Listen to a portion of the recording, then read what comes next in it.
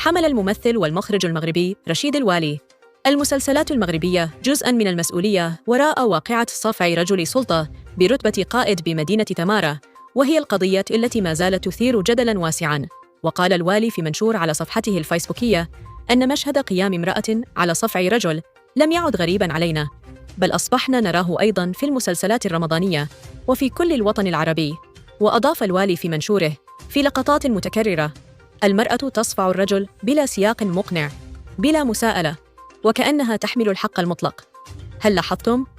الدراما اليوم تكرس فكرة أن المرأة دائماً على حق مهما فعلت، لأن القانون في صفها ولأنها امرأة فقط. نحن لا نتحدث هنا عن إنصاف المرأة أو المطالبة بحقوقها المشروعة، فهذا حقها الطبيعي.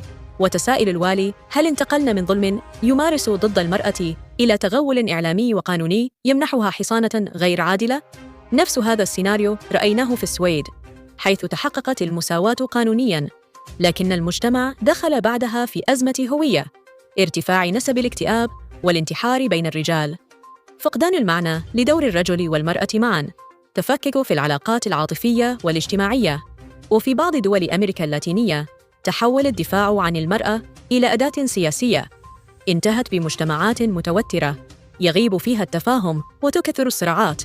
واعتبر الممثل المغربي أن المشكل ليس في إعطاء المرأة حقوقها، بل حين ننزلق من خطاب الحقوق إلى خطاب الامتيازات، ومن العدل إلى الهيمنة المقنعة.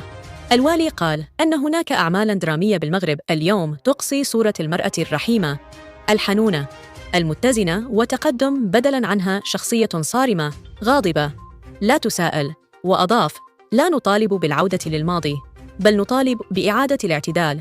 لا يمكن بناء مجتمع صحي إذا منحنا طرفاً واحداً الحق المطلق على حساب الطرف الآخر. الكرامة والاحترام مسؤولية متبادلة، وليست امتيازاً لفئة دون أخرى.